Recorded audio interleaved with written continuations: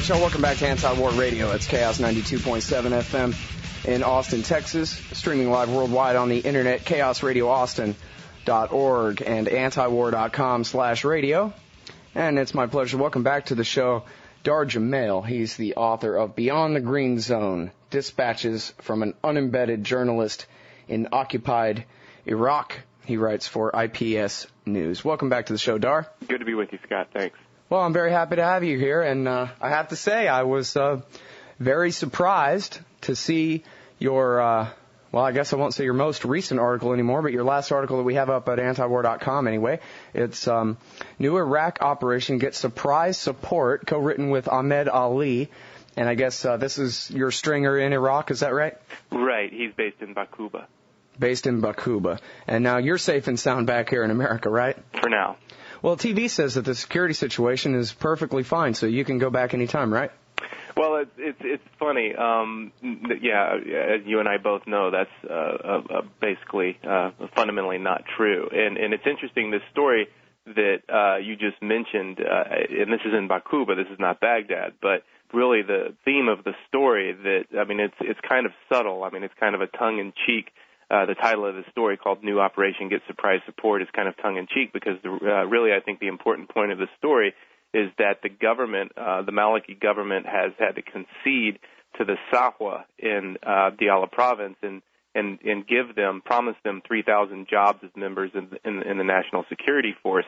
And this is something that Maliki has been vehemently opposed to from the very beginning.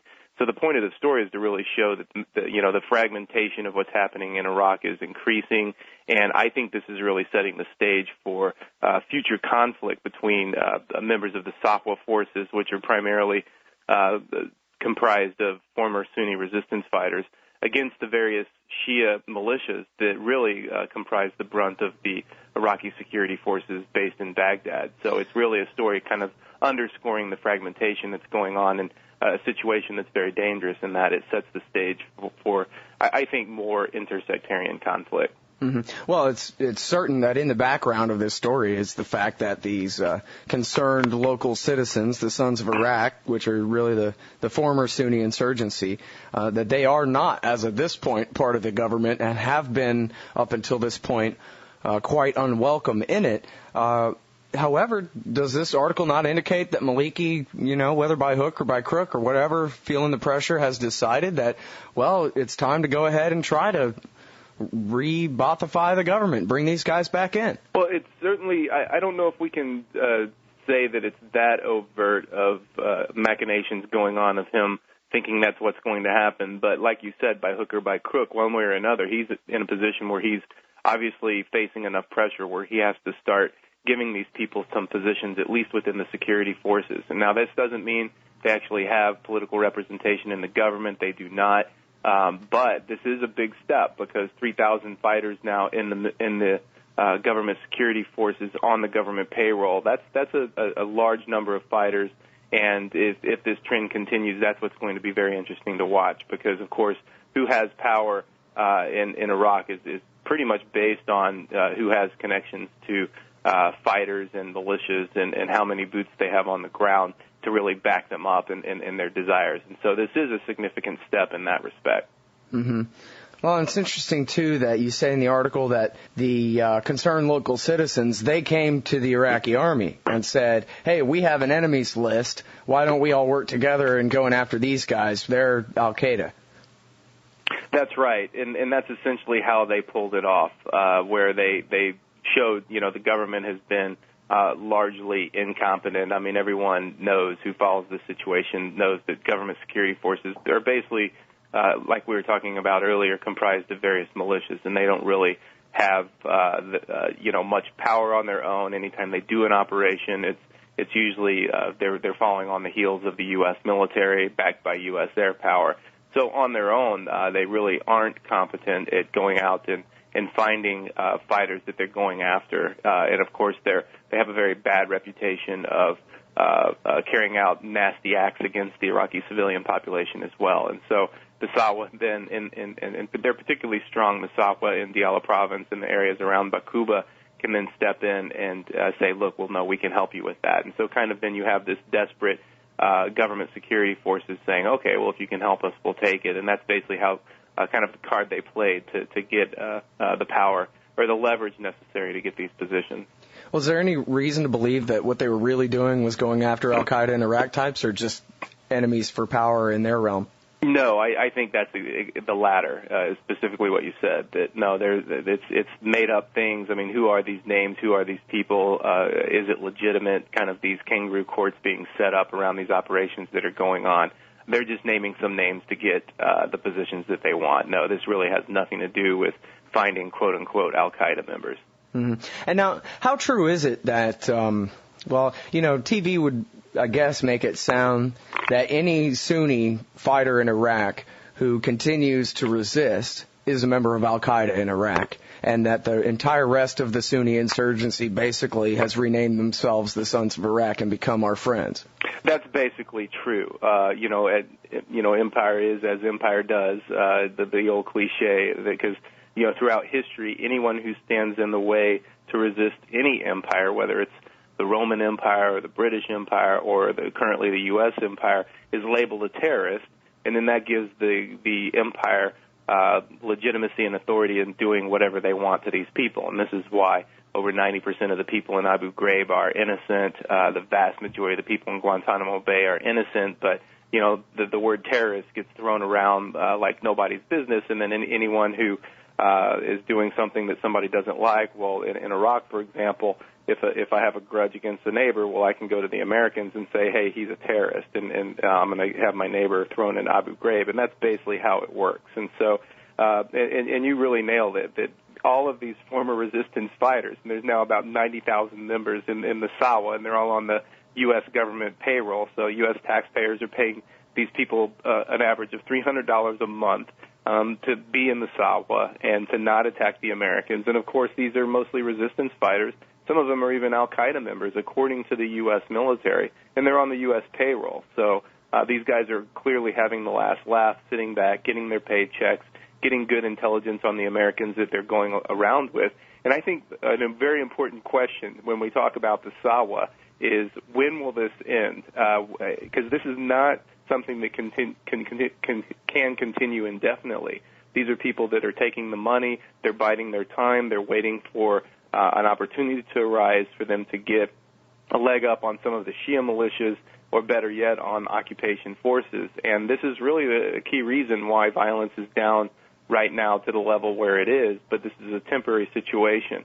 And the question is, when do the members of the SAWA feel, okay, well, they're strong enough, they have enough power, now they can make a move, or now they can resume operations against the Americans or against the government security apparatus. And that's another factor of why I think this is an important development in having 3,000 members of the SAWA now becoming part of the government security apparatus, because it's a step in that direction. It's a step in that direction or a step away from it? I mean, it seems like if there was going to be, a restarting of the war, that this would tend to dissipate that. Well, that's one way to look at it, but, the reality is just looking at it from the perspective that when we talk about the Iraqi military today, we know that it is all of these members are loyal first to the militias they come from. So whether it's a political leader or a religious leader, like, for example, we have thousands and thousands of members of the Mahdi army, Muqtada al-Sadr's militia, that are members of the government security apparatus. So they're paid by the government, but their first loyalty is to Muqtada al-Sadr. We have a very clear example of what happened in Basra earlier this summer when there was a large government military operation. Maliki flew down there himself to oversee it, and it was a dismal failure because it started and over 1,000 of the government security people were members of the Mahdi army, and they literally took off their uniforms and walked over to say, no, we're going to fight with our brothers in the Mahdi army. And so that's really the situation with the security apparatus, where the members, their loyalty first is not to the government, it's to whatever militia they've come from. And I think the same can be said now with the SAWA. They're joining the security forces, they're getting the paychecks, they're getting some extra guns and ammunition, and some, better yet, even some uniforms, so they can go around with even more legitimacy, but their loyalty will be first to their tribe. Mm-hmm. So basically the next battle for Baghdad is still somewhere down the road. It is somewhere down the road, and this is the maneuvering going on between the first battle, which, of course, the Sunni fighters largely lost, and them regrouping and gaining strength and trying to set the table so that they'll have more advantages next time it arises. And this is a significant step in that direction, because if this trend continues and we start getting not 3,000 but 10,000 or 15 or 20,000 members of these Sawa that become actually part of the military, and then what happens if they start getting some tanks and things like that, then the tables are going to turn pretty dramatically. Mm-hmm. Well, I read an article the other day where, who knows how indicative this is of, widespread feeling or whatever, but it was a Shia Iraqi Arab who talked about how when she used to drive around, she would always basically say to the security forces on the side of the road, "I'm one of you," meaning a Shiite like you, so please let me go by. And that's always worked, basically. But that the last time she said that, they told her, "Hey, don't say that. You're an Iraqi. We're all Iraqis." And that, that at some level of these security forces, they're trying to get back to nationalism and past the factional divides that seem to be centered mostly around religious differences. Well, there is that trend, and it's an interesting situation now where I'll use that to segue into. I think it's important we talk about what's happening in Kirkuk, because this is the reason why the government just went into recess without agreeing on having elections, provincial elections in October. It looks like it's basically not going to happen, and that's because of disagreement about Kirkuk. And when we talk about nationalism, we can talk about a situation here where the Sunni and Shia, there's all of this talk of Sunni versus Shia and sectarian warfare and all of this. But Kirkuk is a situation which would actually dramatically change events on the ground, and that it would be a unifying factor between Sunni and Shia. Of course, we even had members of parliament trying to pass laws that are going to distribute power a little bit more equally in Kirkuk, giving Turkmen, giving Arabs a bit more say. And this, of course, was vehemently opposed by the Kurds. Jalal Talabani flatly refused. Barzani flies home from the sessions in Baghdad and is within 2 hours of him getting home, 2 brigades of Kurdish Peshmerga are deployed in the area between the border of Kurdistan proper and Kirkuk as kind of a threat to, look, you're not going to take Kirkuk, we're going to be annexing this as part of the independent Kurdistan. And this is something that absolutely Arabs, meaning both Sunni and Shia, will not stand for. And this is going to be something very important to watch because, Sunni and most of the Sunni and Shia want a unified Iraq. They do not want it to be split up into 3. They do not want Kurdistan to go independent. And this would be grounds of a real civil war along the lines that would possibly even make what we've seen over the last couple of years of all of this sectarian killing pale by comparison. I mean, this would be a massive, massive war if the Kurds really try to annex Kirkuk and take it away from the government of Baghdad. This is a very, very dangerous situation, and this is why the government hasn't been able to agree on this. Elections in Kirkuk, provincial elections in that area, are not going to happen until at least 2009 now, probably until at least summer of 2009. And this is something we need to watch very closely. I think Kirkuk is going to be, kind of the next, we've already seen a battle for Baghdad, and we've seen other huge flashpoints and battles down in Basra. But I think the stage is more than set for a similar situation to occur in Kirkuk. Mm-hmm. Yeah, people have said for years that it's just a pile of matchsticks waiting to go off there, and I guess the history is really complicated. You have, I believe, a historically Arab city that then the Kurds had more or less cleansed it of Arabs, and then Saddam Hussein relocated a bunch of Arabs to Kirkuk to make it a majority Arab city, and then now we have, 10 years of blockade and sanctions, 12 years, and then now this war, and now the Kurds are trying to pretend that this has always been a historically Kurdish city. It just happens to have a bunch of oil nearby, and they're determined to maintain the power and authority in that city, whereas there's still, tens of thousands of Arabs of different descriptions who still live there. Well, exactly, and the ethnic cleansing has been going on for years now. It's not something that started recently. They're flying the Kurdish flag everywhere. They're taking down signs, whether they be road signs or building signs that were in Arabic, and replacing them with Kurdish signs. They're starting to prohibit Arabic from being taught and spoken in schools in parts of Kirkuk. So ethnic cleansing has been going on for years now. And, of course, it's every time one of these actions takes place, it rises the tensions. The Arabs, Turkmen there will not stand for it. They don't want it to happen.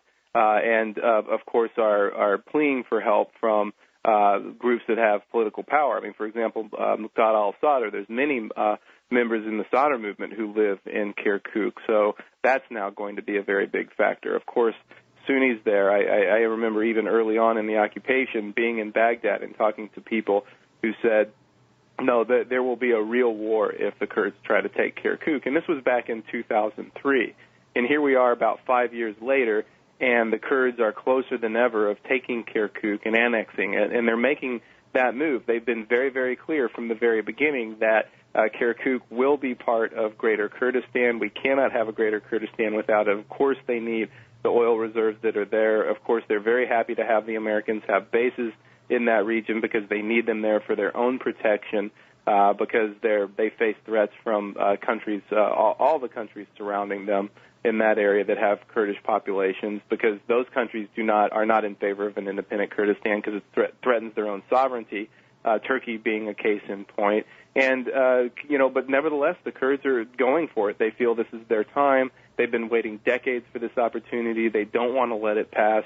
They're a very, very large population of ethnic population that does not have their own country anywhere, and they feel like it's their right to do this.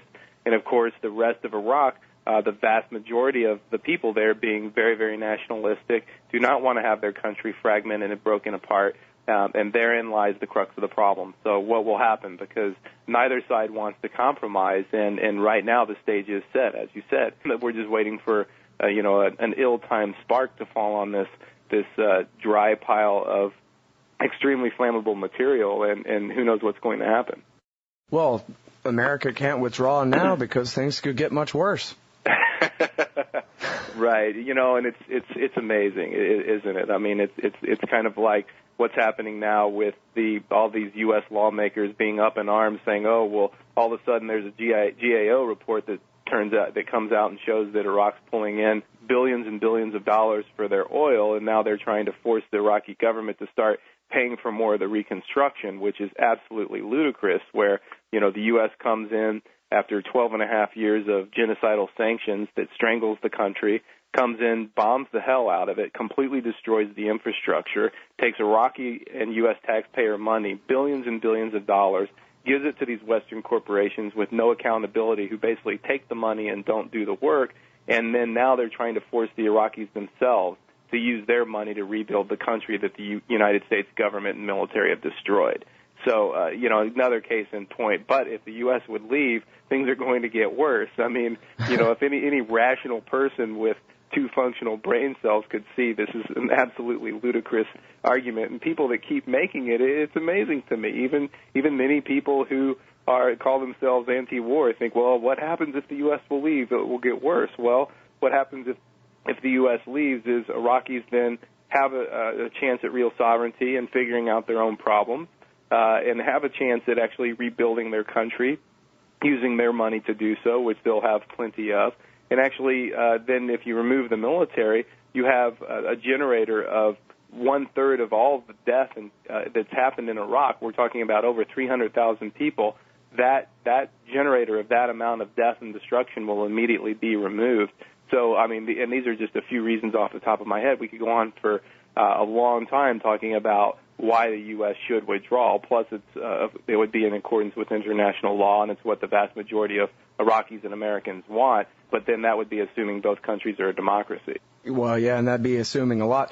Hey, listen, the thing is, too, that this is the same argument that was put forward when things basically couldn't get any worse. In the worst moments of 2006 and 2007 in the war over Baghdad, 3,000-something deaths a month, and that was why we couldn't leave then. Now things are relatively calm as the Sunni insurgency's been bought off, as Sadr has ordered his men to back down and is undergoing religious training in Iran, as Kirkuk smolders but has not yet burst into flame.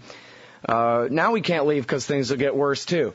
And so I don't know why that argument should be able to work in all cases, but apparently it does. Well, in relatively calm or relatively better, let's focus in on that. That means only a few dozen murders a day. Right. I mean, we're still talking about 800 attacks a month against U.S. and collaboration forces. 1,800. I mean, this is still a very, very high level. This is still back around, parts of 2005, we were talking about these levels, and even then they were being referred to as catastrophic. We're talking about a minimum of 500 Iraqis being killed a month. That the government admits to. I think the real number's several times higher than that. But we're still talking about that. Let's shift the lens a little bit.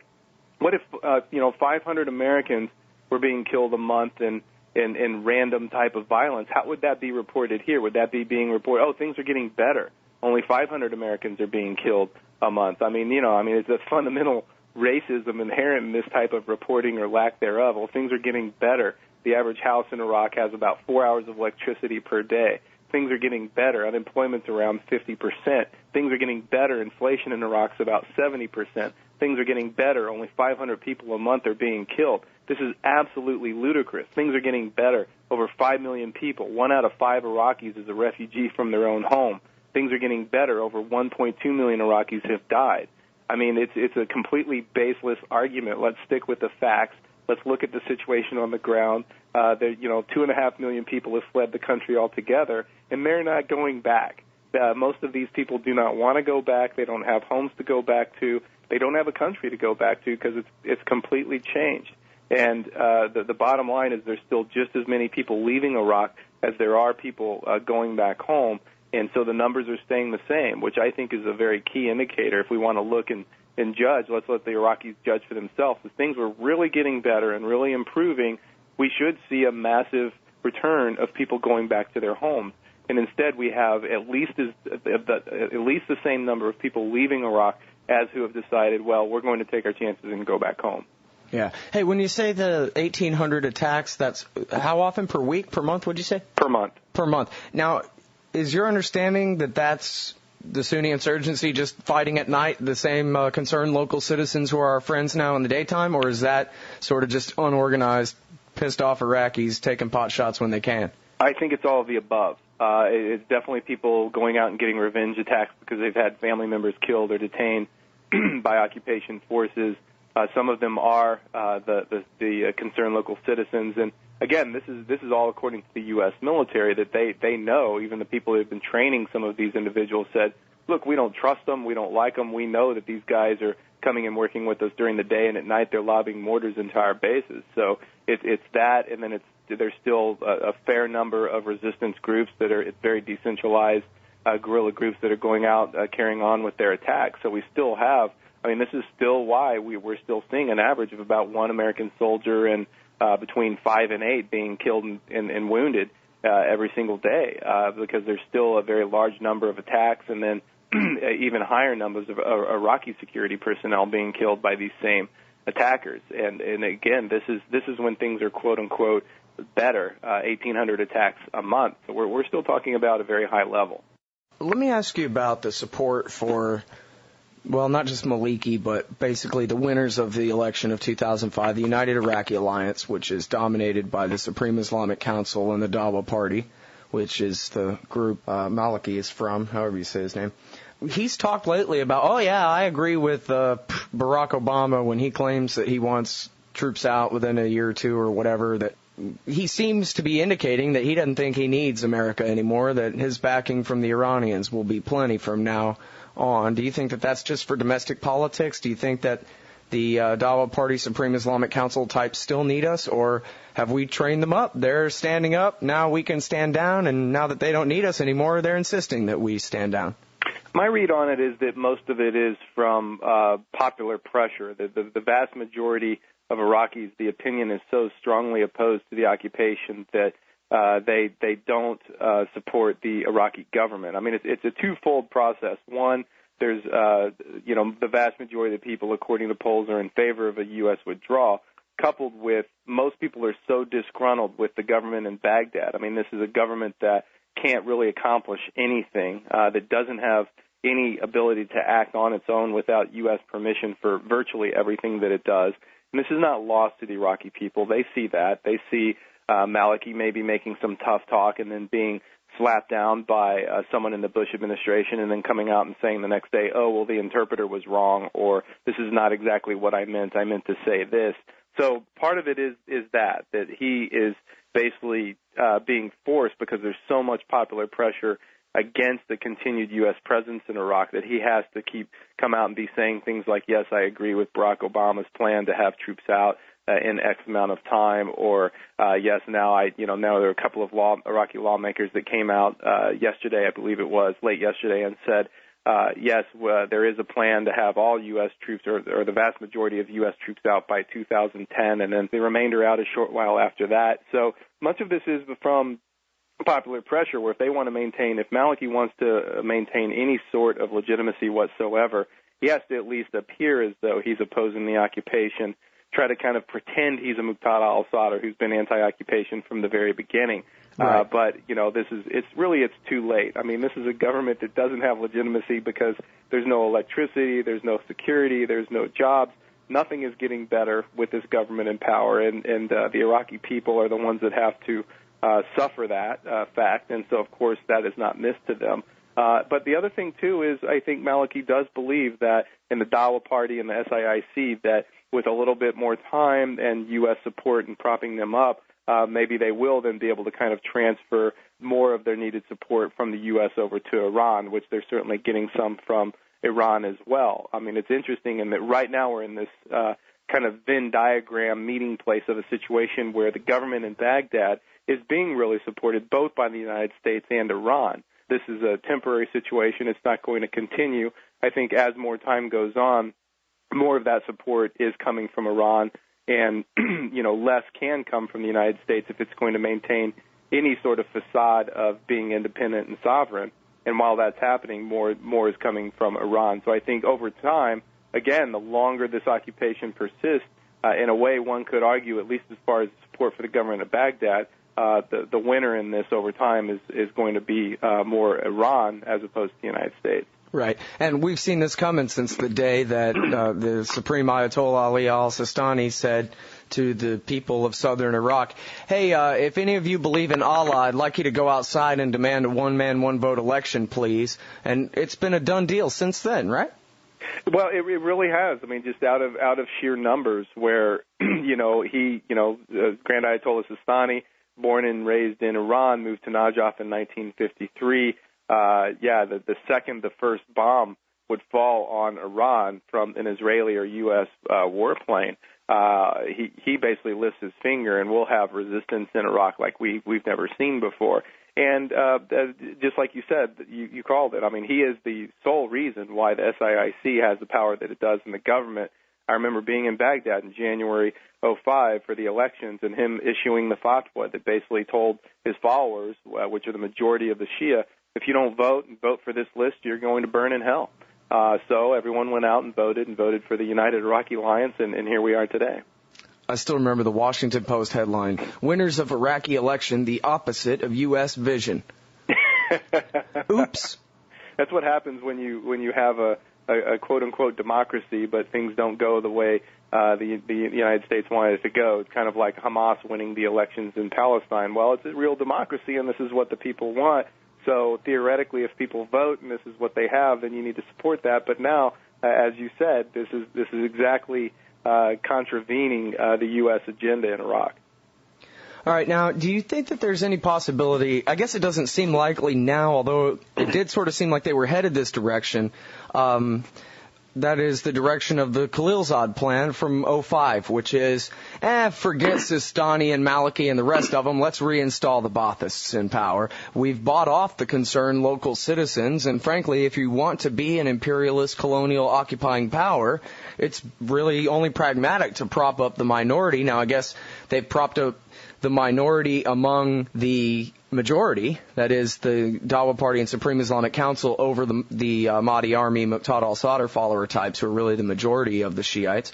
But that hasn't worked out or is not working out because, as you indicate, they're also backed by Iran, and they only need us to a certain degree, and that it's a temporary situation the way it's set up now. But if I was Dick Cheney, wouldn't I just go ahead and try to rehire Saddam Hussein's henchmen and put the Sunnis back in power? I guess it's just too late for that now, huh?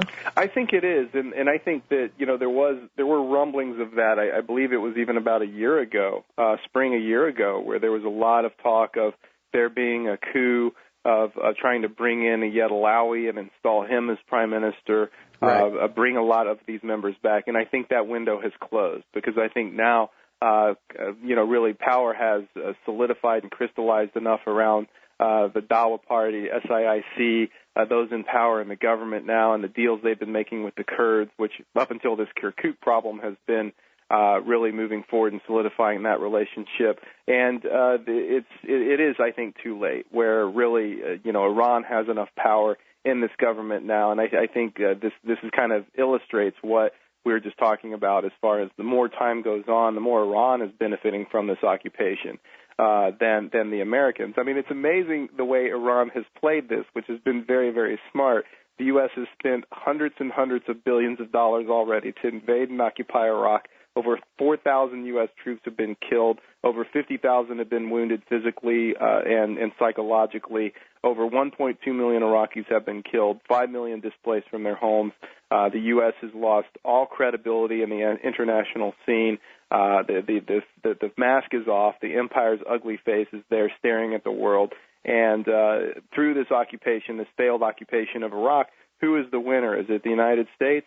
No. Is it the Iraqi people? No. Is it Iran? Absolutely. And the longer this goes on, the more power Iran is able to solidify in the government of Baghdad without firing one shot, without having one Iranian person killed, without taking really any fundamental risk to their own government in Tehran. And they've come out the big winner. And the more time goes on, the more power they're getting from this occupation. I mean, we have a theocracy now in Iraq. We have basically religious clerics that are in charge of the political puppets inside of the government of Baghdad, and those religious clerics are answerable directly to people in Iran. And we have Iraq now as being turning into a fundamentalist state, and this is directly the opposite of the Khalilzad plan, of the neocon plan that we're going to come in, have a chop off the head of Saddam Hussein and put on a pro-Western head, and have Walmarts and McDonald's all over the place, and Iraqis being very happy with, Western consumerism, et cetera, et cetera. And instead, we've had the opposite, where Iran has really played the Americans like a harp politically, to where it hasn't really cost them much of anything. The U.S. has paid all the money and all the blood and has come out the big loser. Yeah, well, and I guess that's why they hired Ahmed Chalabi, whose headquarters was in Tehran, to sell the story of the soon-to-be Hashemite kingdom and the oil pipeline to Haifa and all the rest of these lies to the neoconservatives. It's a good point. I mean, this guy was a known liar and snake and thief from the very beginning, and he was who they chose to get in bed with, and you get what you pay for, I guess, right? Yep. All right, one more thing real quick here, and I'm sorry, Chaos Radio, if I go over time just 1 minute, but I want to emphasize a point that you made, which is that if America strikes Iran, Ayatollah Sistani, you said, can disrupt everything for America by lifting his finger. Please be specific. I want people to understand exactly what it means that Americans are surrounded by Shia Arabs in southern Iraq. Well, they control southern Iraq. Anyone that knows anything about the situation understands that. That's always been the case and probably always will be.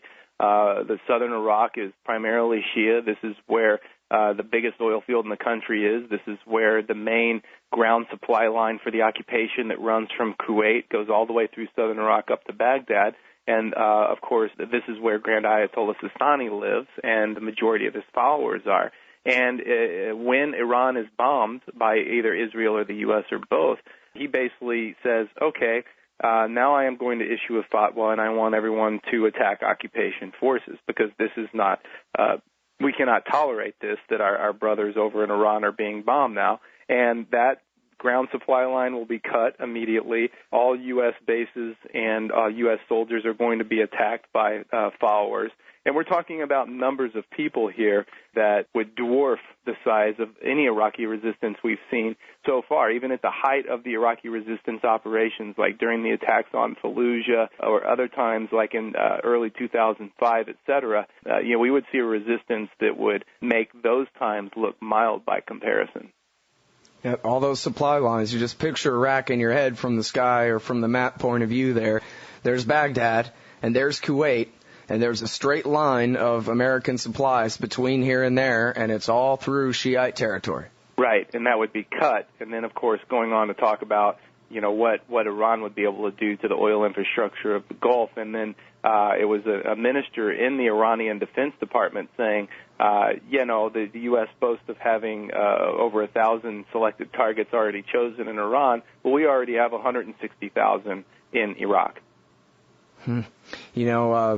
William S. Lind, I guess a year and a half ago, wrote for the American Conservative magazine an article called How to Lose an Army. And the subtitle was Surge into Iraq and then Dare to Strike Iran. And one of the quotes in there, I know we've all heard Muqtada al-Sadr say publicly over the years that if America attacked Iran, that his men would fight. And I know you imply, and I don't know of any evidence to indicate otherwise, that Sistani would indicate that that's what he wanted people who believed in his authority to do. But there's a quote in that William S. Lind article from Abdulaziz al-Hakim, the head of the Supreme Islamic Council, when asked by a British reporter what would happen. What would the Badr Brigade do in the event that America attacked Iran? And the Badr Brigade, that is the Iraqi army that we've been talking about this whole time, what would they do? And Hakim's reply was, we would do our duty, which means to Iran against America. That's all the Shiite factions you can name, basically, right there, right? It is. It is literally all of them. And then, of course, if the Americans are being attacked in that way, of course, then Sunni resistance operations continue as well, and those would possibly increase because, if your opponent is in a weakened state, well, that's the best time to attack. So I think the whole point that you mentioned early on about that Lind article is, the best way to lose an army, invade and occupy a country, and then start threatening Iran, Iraq being the country invaded and occupied, of course, and then start threatening Iran. It is, and that's where we're at, and we're very, very likely, I think, within months of seeing this occur. Well, that's a whole nother subject, and let's hope that's not right. But listen, I really appreciate all your time today and your analysis, everybody. That's Dahr Jamail from IPS News. He's the author of Beyond the Green Zone, Dispatches from an Unembedded Journalist in Occupied Iraq. Thank you very much for your time today, Dahr. Thank you, Scott.